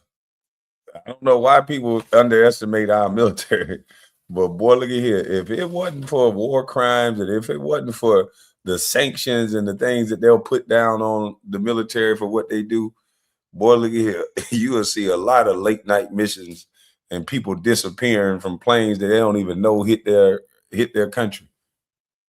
It'll be a lot of people missing if it wasn't for the court martialing and what they'll do to them, the politicians will do to them when they get back over here. Democrats want the drug trade to continue in the United States of America. It's just that simple, y'all. If it wasn't that, the Democrats would say, hit them again. Talking about due process. It was in the due process when they killed 100,000 of our children on the street. This is how they beat us. Due process. Comes a time when you got to abandon the writ of habeas corpus and just go find them and kill them. You bought it on yourselves. It's gotten just that dangerous. The Democrats support the drugs and the dope. You know why? Because all the cartels who are making billions of dollars from selling dope and doing human trafficking and who's doing sex trafficking, they all have K Street lawyers up in D.C., and these lawyers all are lobbyists, and they give money to the Democratic Party, and the Democratic Party then votes to keep the border open. The Democrats then vote to allow the fentanyl across the border to be sold. They allow the sex trafficking across the border, and the Democrats control the big cities where all this stuff is being sold. They will not stop it. You are not selling $100 billion worth of drugs a year and having it in hefty bags, walking around with it. It goes into banks, it goes into institutions, and they know where that money is coming from. Everybody knows. They know where it's coming from. The lawyers are getting paid by this money. The Democrats are getting paid with this money, and then the money goes back to the cartels by the 18-wheeler loads.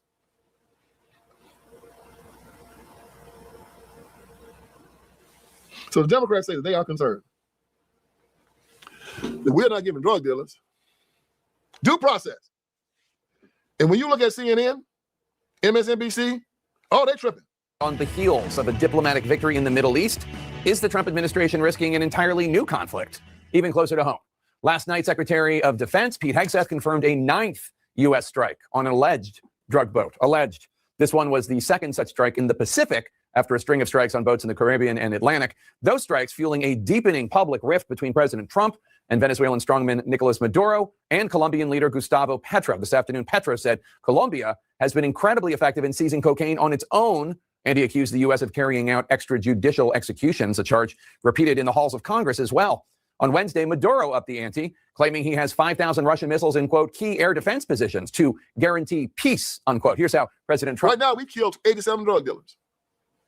I think we've killed a whole lot more. These are the only ones that we know about. And boy, they are mad.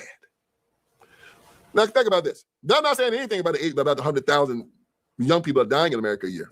No, they're not mad about that. But they mad as hell about them 87 drug dealers. Because you're messing with their money now, okay?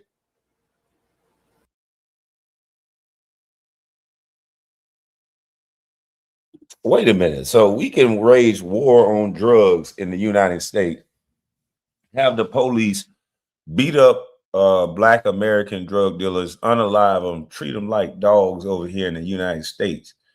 And they get mad when the United States treat other countries' drug dealers like they treat drug dealers over here.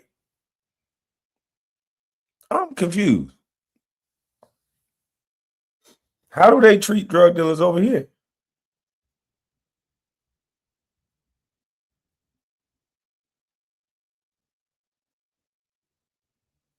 They talking about what is Vince on. I ain't never seen a man blink so much. I'm trying to figure out, do they think drug dealers get good treatment over here in America? I'm just confused. People asking weird questions, talking about, oh, well, where the drugs at? There's a thing called conspiracy. My brother got locked up under conspiracy. They never caught him with one piece of rock. When he got sentenced to that time, they never caught him with one piece of drug, but they sentenced him like they did. So I'm just confused on why we always so apologetic for everybody else when they get treated the same way we get treated. I'm confused. I don't know. Call me bitter, call me whatever, but if you treat my people like that when they sell drugs, then I don't give a shit how you treat somebody else when they sell drugs. I'm just saying. Oh, this got to stop. This is a complete violation of international law. All they have press conferences on it. They're going in. They're having now. They're going to they're having committee meetings and they're bringing people. They bought General his name is Frank Bradley.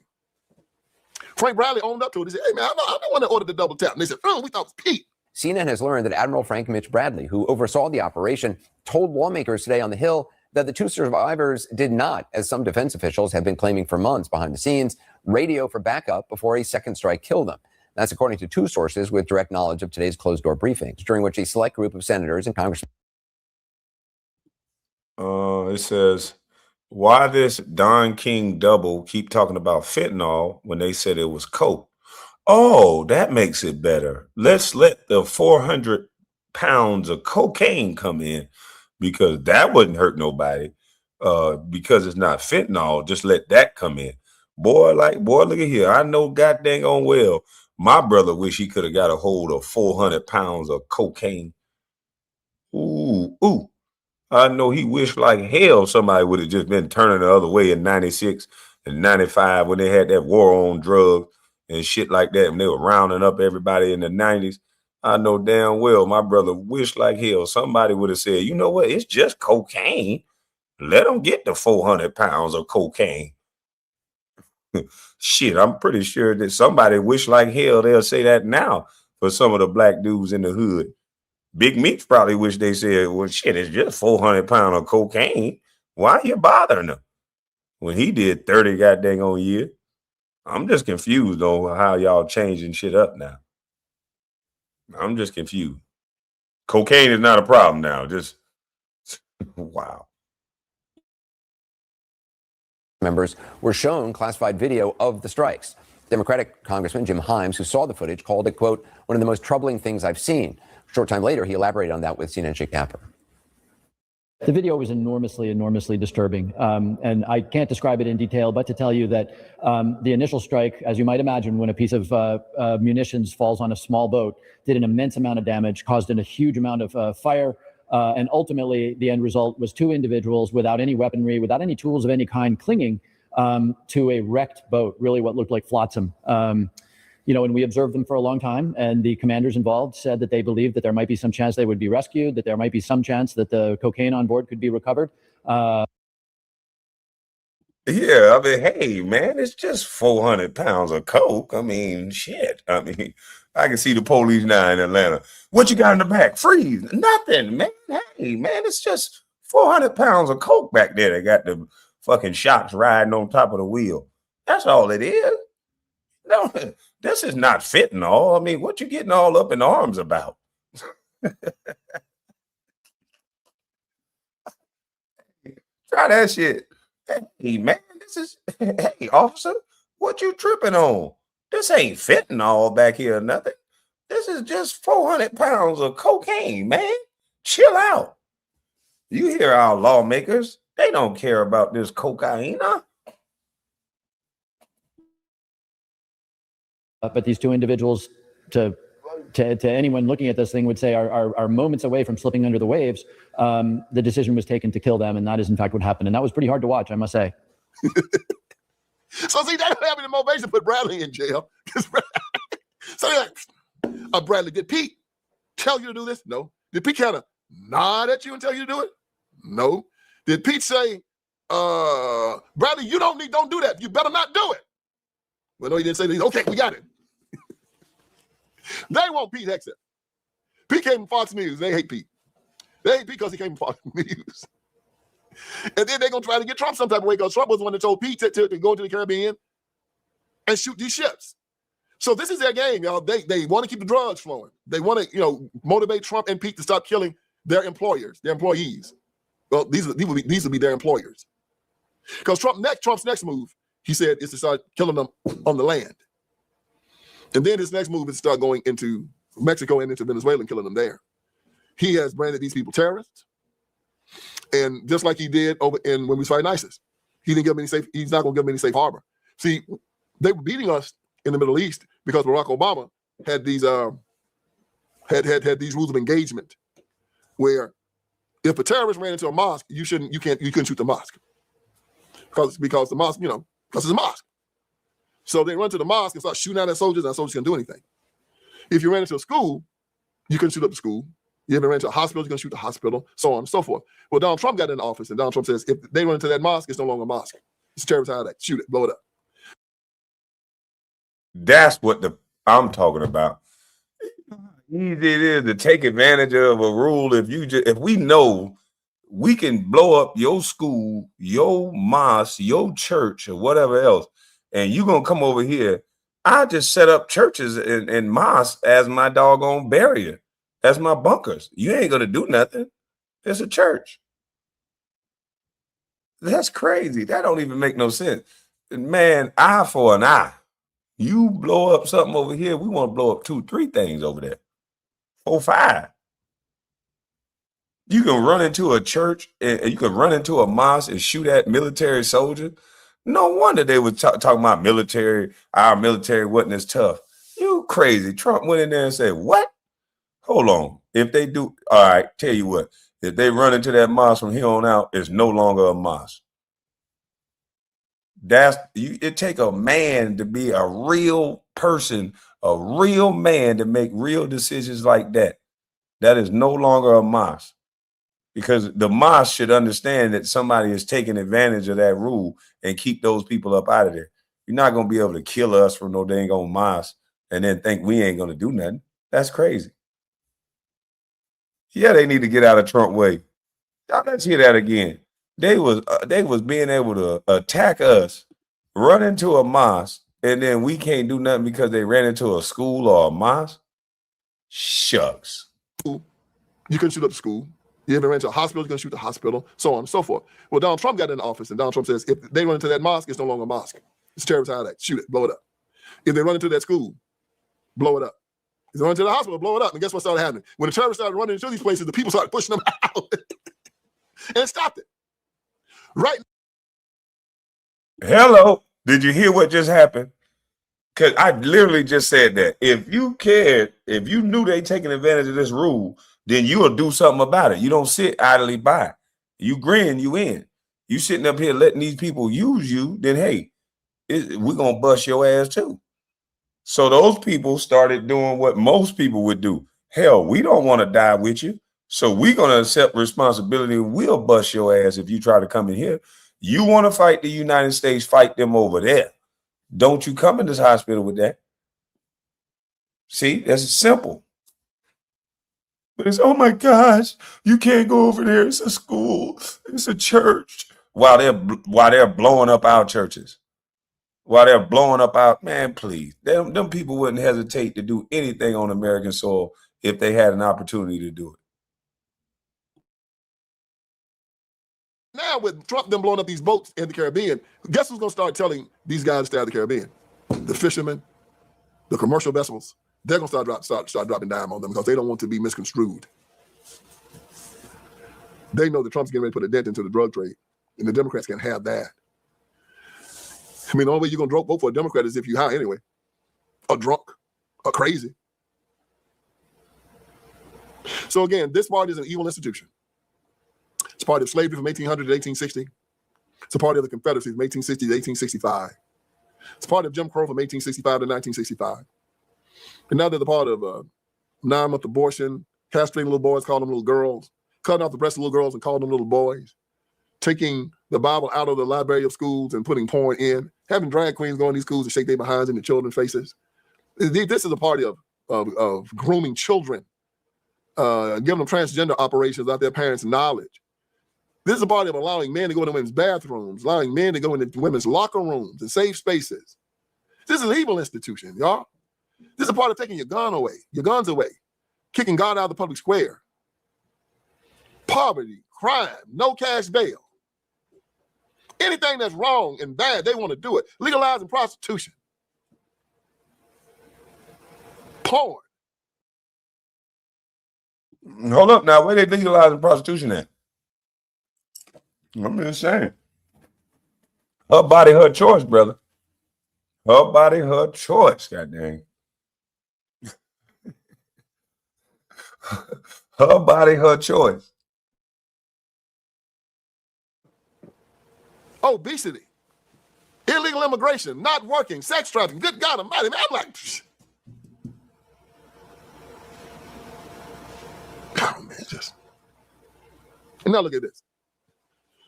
Pete Hegseth is trying to kill drug dealers who are bringing poison into this country, killing our children. And Democrats are more concerned about the drug dealer than they are about the American citizens who are dying at their hand. They're more concerned about these foreigners, these non-citizens who are bringing drugs and killing our children, as opposed to worrying about our children who are dying from this poison. Y'all vote for these people, y'all deserve everything you get. Instead, they should be saying gloves are off, we're going to kill them all. Shouldn't they be saying that? Gloves are off. We're putting out the clarion call. If we even think you got some drugs, we're going to kill you. We're going to blow your damn boat up. Try me.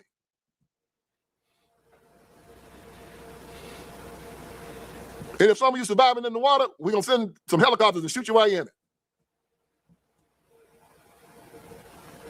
Yeah, that's how we playing the game now. Yo, that's too hard. That's to me. No. I think college would be full of Negroes going to college if that happened. They stop drugs from getting over here. It's going to be Negroes enrolling in ITT Tech. Do it now. You're not doing anything. Do it now. You know, they're going to be rolling in all the Omni. They're going to be rolling in all the little institutions, the little 2-year colleges now. We ain't trying to spend 4 years. But it's going to be niggas going to school. For real. Those are your employers. We're protecting our children. It's a situation where if you even threaten the children, you're supposed to go down.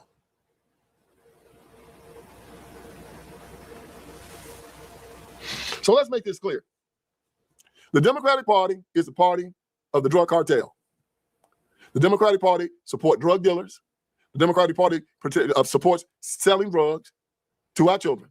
The Democratic Party supports the death of over 100,000 young people in America through drug overdoses. The Democrats want to protect drug dealers. They want to protect the drug trade. And they want to hinder the American military from killing these jokers and taking them out. Got it? Good. They lied on Pete Hegseth by saying he's the one that ordered the double tap. They killed those men who had survived the first hit. Admiral Bradley has come in and said that he ordered it. And before then, you had 6 Democrats get on television telling American soldiers to not obey orders that they think are illegal. You know why? Because they want to save the drug cartels.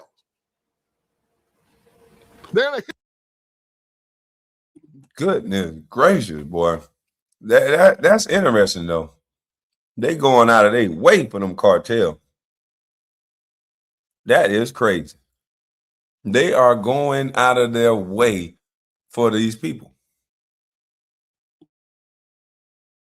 Fit right now because it's messing with their money. Yeah, they got the street corner pimps calling them up in their congressional offices. Man, y'all got to stop this stuff. But the price of cocaine is getting too high. The people can't afford it no more. Y'all got to get down there and get down to them. Stop killing my people, man. If you don't, I ain't gonna put no money and I ain't gonna give you no money for your campaign this fall. Now, Democrats getting to work. What can we do? We can say that they are violating the due process, and we can try to hook them up on war crimes that they keep on killing drug dealers. That's it. Well, what about the 100,000 young Americans they're killing every year? I mean, won't the American people be concerned about that? American people do what we tell them, especially the black ones in the ghetto. And the liberals are evil. They want to get their cocaine too, and they want to get their money. But the blacks will do what we tell them. That's where we're going to sell it. We're going to sell it in the black neighborhoods and give it to black children, and they don't care anyway, just like they sell The Godfather. Keep them amongst the colors, the animals anyway. So let them lose their souls. This is your party. So all of you who vote for this party, you ought to be ashamed of yourself. For all of you that vote for this party, you deserve what you get. For the rest of you, I want you to watch this now. And I want you to keep telling Pete Hegseth, keep telling the Trump administration to blow these jokers up and kill them where they find them. Have no pity. Have no remorse. Kill them where you find them. Shoot up the whole bunch. And let God figure out who's who. That's how we stop this. Let's not be apologetic about it. We don't even have to be surgical. We're going to hit them so hard. They're going to be like the Roberto Duran when Sugar Ray Leonard was on him. No mas.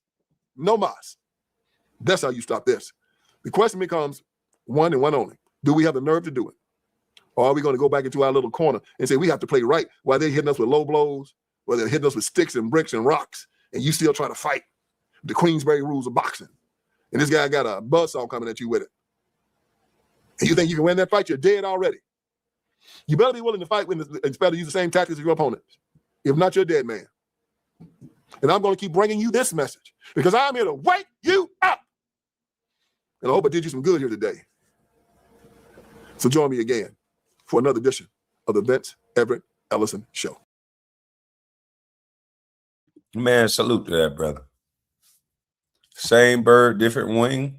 No, I don't think that other wing is trying to transition kids before they're mature enough to make their own decision.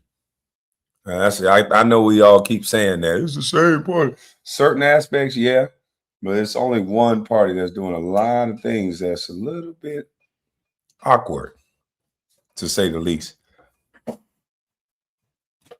And not putting America first is the next part.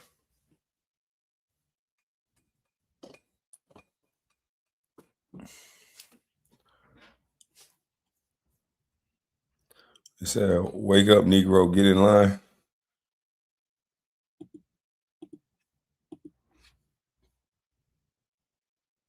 The hell wrong with order? Check on order, girl. Nothing to do with drugs, terrorism, or democracy. Before you convince yourself that Trump wants to truly see Venezuela made great again, you need to really understand that it's about the survival of the US dollar. Venezuela holds 303 billion barrels of oil. It's the largest proven reserves on earth, more than Saudi Arabia, and roughly 20% of global supply. The real issue is that Venezuela stopped selling oil in US dollars. They began accepting the Chinese yuan, euros, and rubles. They announced that they were freeing themselves from the dollar. That's essentially a decree or declaration of economic war against the United States. They built payment channels with China that totally bypass SWIFT entirely. A country with that much oil, abandoning the dollar isn't symbolic, it is a threat. And that is why the United States decided to eliminate that threat. The real reason the United States moved on Venezuela has nothing to do with drugs, terrorism, or democracy. Before you convince yourself that Trump wants to truly see Venezuela made great again, you need to really understand that it's about the survival of the US dollar. Venezuela holds 303 billion barrels of oil. It's the largest proven reserves on earth, more than Saudi Arabia, and roughly 20% of global supply. The real issue is that Venezuela stopped selling oil in US dollars. They began accepting the Chinese yuan, euros, and rubles. They announced that they were freeing themselves from the dollar. That's essentially a decree or declaration of economic war against the United States. They built payment channels with China that totally bypass SWIFT entirely. A country with that much oil, abandoning the dollar isn't symbolic, it is a threat. And that is why the United States decided to eliminate that threat. The real reason the That's why the United States decided to eliminate that threat. And isn't that what Gaddafi did? He tried to stop doing business with America, and they said he was no good too. I told you it's about that oil, but it's bigger than that oil. He was selling oil to China, and now Trump just announced today that they're going to give him 30 to 50 million barrels of oil that's going to be sold at the regular American price. So for those people that are talking about Trump wasn't doing the right thing, it's bigger than that oil. It's about the American dollar. I think Biz was absolutely right when he came up here and said that. He said, I'm pleased to announce that the interim authorities in Venezuela will be turning over between 30 and 50 million barrels of high quality sanctioned oil to the United States of America. This oil will be sold at its market price, and that money will be controlled by me as president of the United States of America to ensure it is used to benefit the people of Venezuela and the United States. So he's going to benefit the people of Venezuela. For those of you, this is wrong. Those people wasn't selling that oil at the right rate, and it wasn't really benefiting Venezuelans. So now Trump is going to sell this oil. Is going to benefit the people of Venezuela and the United States. I have asked Energy Secretary Chris Wright to execute this plan immediately. It will be taken by storage ship, and he better protect them damn storage ships. Have them bombers up in the air and brought directly to unloading docks in the United States. Thank you for your attention to this matter. Donald J. Trump, President of the United States of America.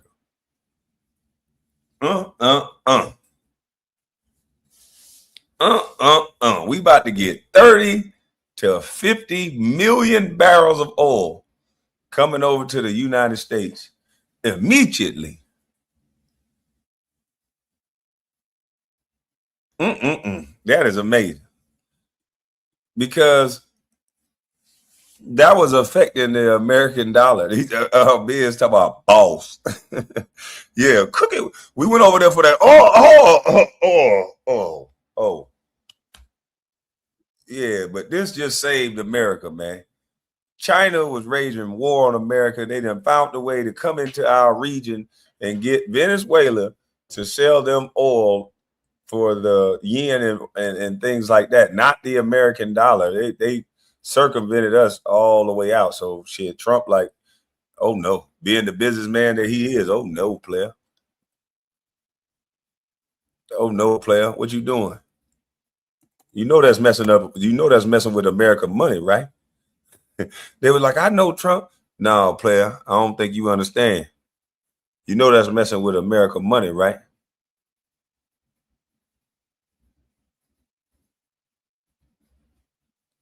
What happened?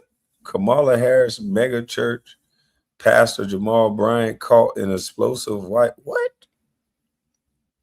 Oh, shucks. I don't want to know that yet. Yeah, I don't want to know that yet.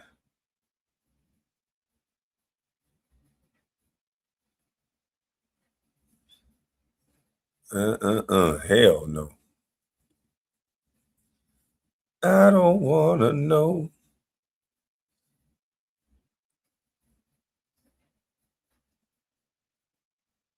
Nah, I ain't gonna play this dude stuff. Yeah, I'm gonna play it anyway. Because Andrew Schwartz.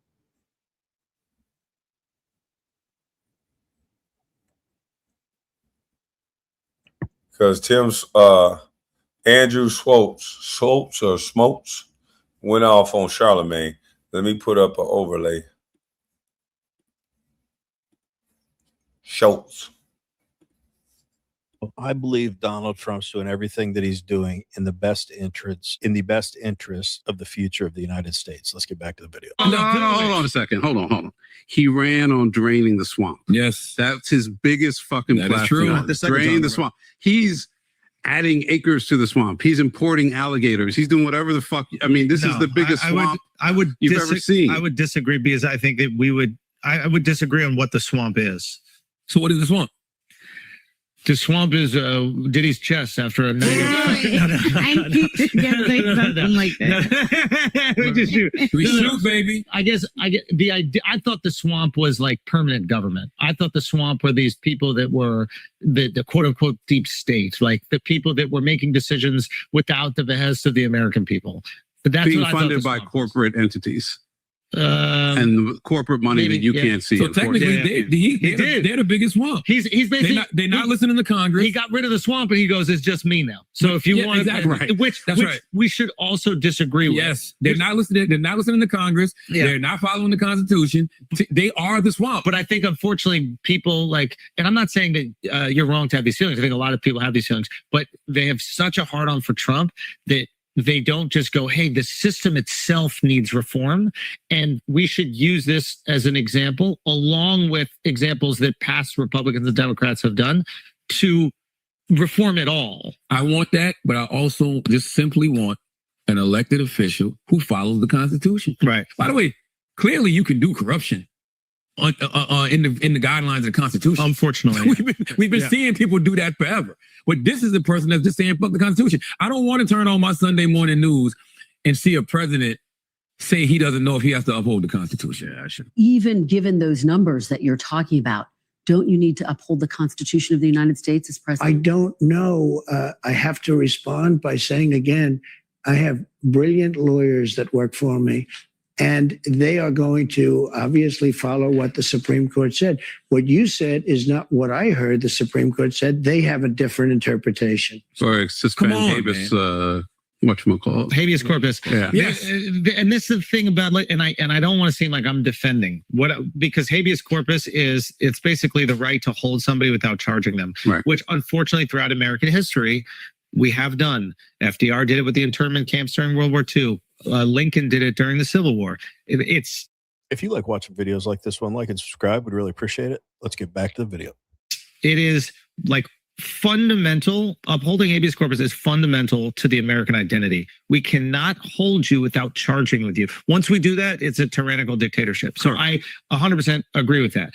To say that he's doing something that is novel or threatening potentially to do something is novel or different than past presidents that we look at as heroes, as American icons, I would the say internment is camps unfair. are definitely a stain. Pardon? The internment camps, not at the time they were accepted. We look back now and realize that was outrageous. And it was a money grab. All this shit is a fucking money grab. What, the internment camps are a money grab? Yeah, man. The Japanese controlled the most fertile parts of California. All the places where we grow most of our crops now, those were owned by Japanese farmers. I thought the most fertile parts of California were Mexican women. Well, so yeah, I don't know if it was only a money grab. I think that there was like legitimate concerns about. Legitimate is a tough thing. I don't think they did it the right way, but I think there were concerns about Japanese espionage. Sure. Just like and there was concerns Japanese, about, but yeah. I mean, but that's all this stuff, right? I mean, look, I don't know. Did you guys watch the video of the mother being arrested this weekend in Massachusetts, and her daughters are trying to stop the ICE agents? Which one? I've seen so many different videos. Look, I know immigration is a problem. I'm not for a second saying we don't have to address that, but when you see stuff, this guy off camera is a perfect example of things that frustrate me about Democrats. He's about to talk about some mom that was pulled away from her children. Sorry, dude. I voted for Donald Trump to deport all the illegal immigrants in this country. You just said you know that illegal immigration is a problem. Great. You're falling for the Democrat playbook. Right. If they come here illegally, they came here illegally. Like, I don't get it.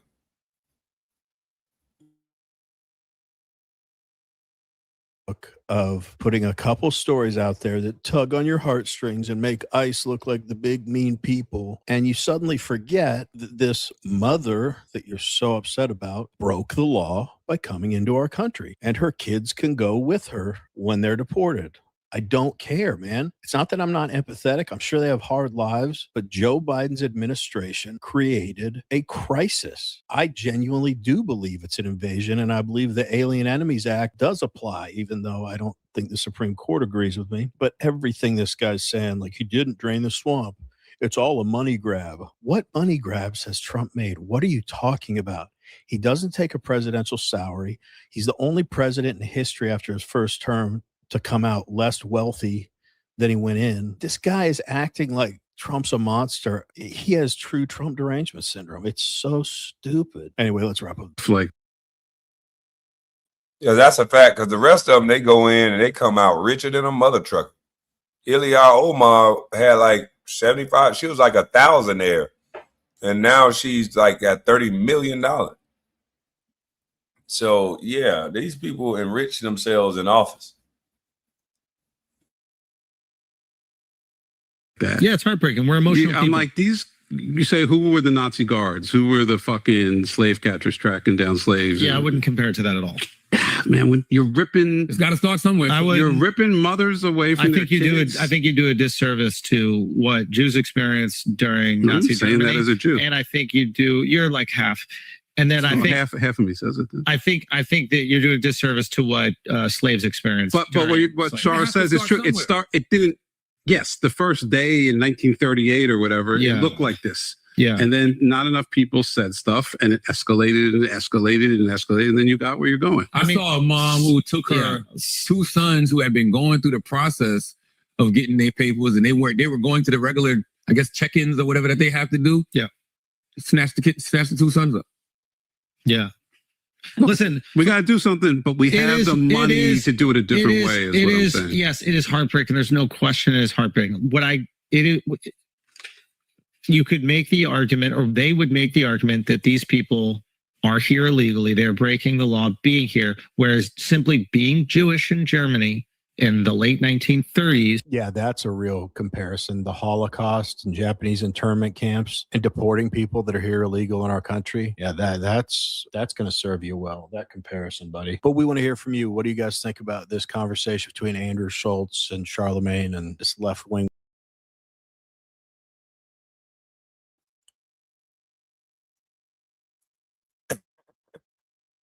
Styles be ordered. Every Black Native American has been equipped with the ability to order food without the middleman's additives to already natural protein. True. Stephen Miller is a monster who is running. Okay, you Negroes better wake up. Dang. Wake up, Negroes. What happened to T.I.? T.I. versus the crowd. Is T.I. really funny? Fans aren't convinced. Dang, that's crazy. They always gonna go after T.I. At least he trying.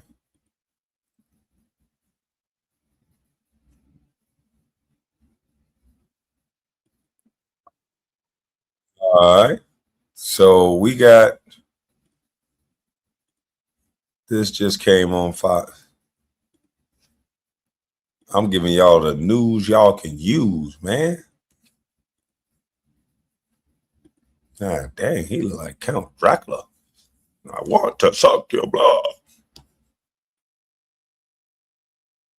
Minnesota Governor Tim Walz saying that he is responsible for any fraud that happens in his state at a news conference about Minnesota's paid family and medical leave program. The buck stops with me on this, and that is absolutely true, but I want to be very clear on this too. If the buck stops with me on when there's problems, the buck stops with me on successes.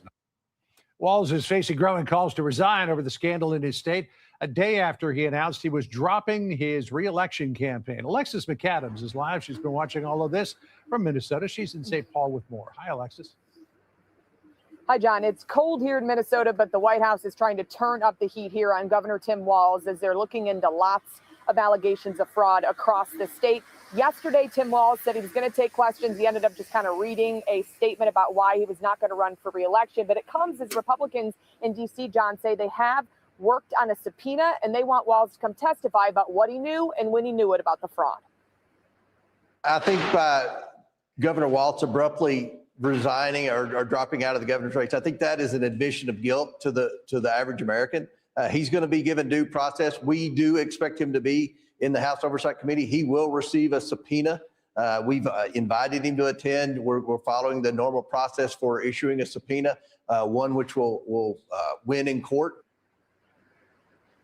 So Governor Walz dropped his re-election bid yesterday. Today, he took some questions at a press conference that just wrapped up.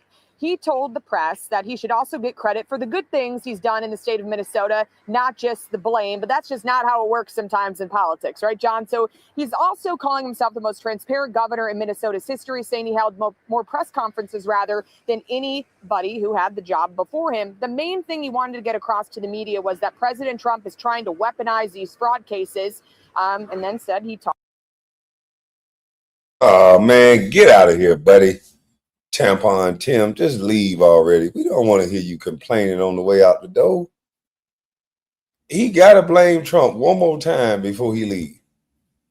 This dude with the stolen valor, faking like he went to war, we could tell this little crybaby didn't go to war. We're going to train to go fight. Okay, well, they just called us. It's time to go. Oh, shit, y'all go. I'm retiring. Come on, man, you pansy. Talked to his family about it, and they decided this wasn't for him right now. President Trump says Walz was caught, quote, red-handed for his role in the fraudulent Somali scams across Minnesota. And Walz is not the only Democrat politician that the feds are looking into. This is a concerted effort to try and destroy the president's opponents, to destroy the rule of law. And it became apparent to me that he was going to do that with me being there. And I just feel, along with my family, that it's the best decision for Minnesota. And I feel very confident in that. I think it's going to be clear that Minnesotans agree with that. Okay, so Walz won't run for re-election, but is that enough? Some people are still calling here, critics, John, that he should just resign right now. Sources also telling Fox that Minnesota Attorney General Keith Ellison is under scrutiny here in the state, as a newly resurfaced leaked audio clip from back in 2021 had Ellison on tape vowing to support a group, including now convicted defendants in a Somali fraud case. So this really kind of runs deep here in Minnesota. The Justice Department signaling more indictments are coming. Almost 100 people have been charged with felony fraud-related crimes since 2022, and nearly every single one of those people is Somali. So that's why we talk about the Somali community. At least $9 billion in fraud and counting here in Minneapolis and Minnesota area. Back out here live, Tim Walz is still going to keep getting those questions here, and this investigation is far from Minneapolis in Minnesota area. Back.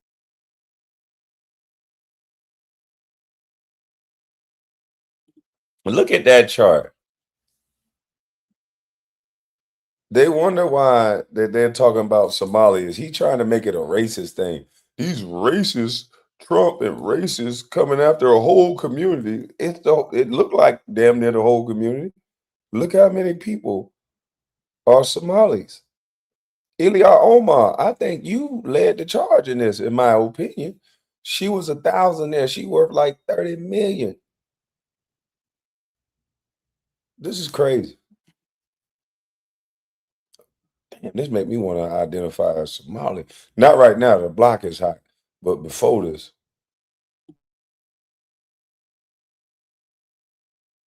At least $9 billion in fraud and counting here in Minneapolis and Minnesota area. Back out here live, Tim Walz is still going to keep getting those questions here, and this investigation is far from over. So we'll have to see if he shows up there where you are, John, in D.C.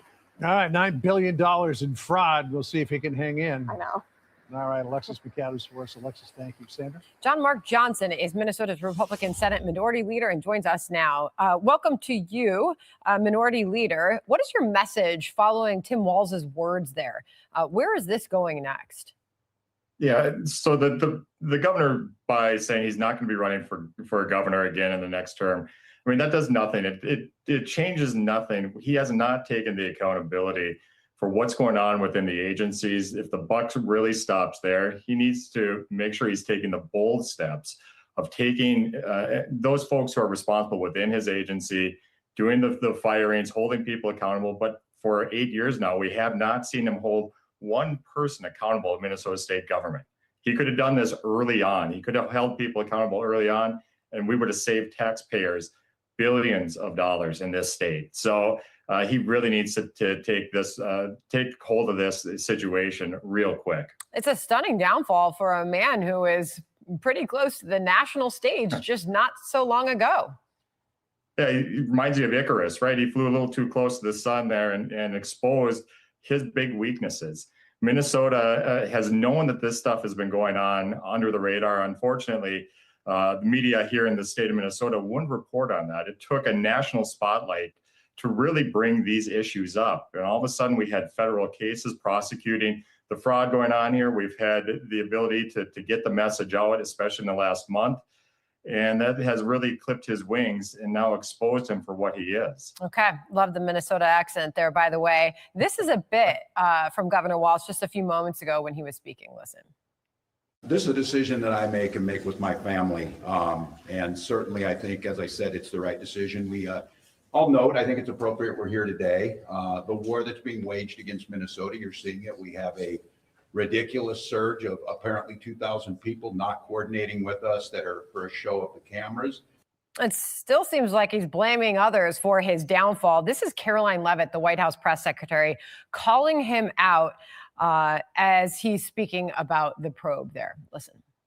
This is a man who can no longer even win the support of the voters within his home state because his policies have failed them. So this is all hands on deck, rest assured. It's a top priority for President Trump. And he believes that Governor Walz is criminally liable. And I think the Department of Justice is going to find out. A final thought on that, Mr. Leader? That would be interesting, but I don't think they'll be able to find none. But it'd be interesting if they do. Yeah, so whether he's criminally liable or not, if he was a CEO of a private company, he would have been gone a long time ago. By him just saying I'm not going to run for re-election does not mean he's taking the responsibility for this issue right now. It's what we're going to see is he's going to step away and we're going to have another Democrat move into this position. But unless we take the bold steps of getting new leadership, Republican leadership in this state that can take on the public sector unions, that can reformat what this bureaucracy is in Minnesota, what he has created is a system that's just ripe for fraud. Final question on another happening in your state, and that is Hilton, a big brand in full PR, full damage control mode after ICE and DHS agents, this began yesterday, started releasing these screenshots allegedly showing that a Hampton Inn, Hilton owned in Lakeville, Minnesota, started canceling reservations for federal agents to stay at their hotels. This has now sparked calls for boycotts and beyond. The alleged email reads, after further investigation online, we found information about immigration work connected with your name and we'll be canceling your upcoming reservation. You should see a proper cancellation email in your inbox shortly from Hilton. Hilton gets word of this and said, oh, that's an independently owned hotel. We'll reach out to them. This doesn't stand for our brand. They posted this on X. The independent hotel owner had assured us that they had fixed this problem and published a message confirming this. A recent video clearly raises concerns that they're not meeting our standards and values. Where is this controversy in your state right now? Well, this is a culture that the activists on the Democrat side have really tried to stir up. They tried to push through bills that would create a sanctuary state that doesn't allow Minnesota law enforcement and others to be working with our ICE agents, to be working on immigration law that this country has passed. And so it's a cultural activist approach to that has seeped into some of our private sector. And you see that there with the independent franchisee of the Hilton property. So hopefully this is something that as President Trump has that authentic leadership, he comes into this state, does the work that our Congress has passed the laws for him to enforce. We're going to see things change in this state. And I hope that with this governor, not running for re-election, hopefully stepping down at some point, we're going to see a cultural change in Minnesota that brings us back to common sense again. A lot going on in that state for sure. I rode the elevator with our very own Minnesotan, Brian Brenberg, here in the building today, so I've gotten my dose. Thank you so much, Mr. Leader. Thank you for joining us. All right. Hey, everybody. Yeah, man. That's crazy. I said a lot going on. It is, right? But hey, man, that's my time. I done got tired again. It's time for a bus to watch TV until I go to sleep. Yes, yes, yes. But y'all have a blessed rest of y'all morning. I'm about to lay it back down. I done took me 2 naps today. I had a great day of sleep after them long phone calls. But y'all have a blessed rest of y'all morning. I'll be up later on in the day, and I'll be back. I'm up out of this thing. I'm gone.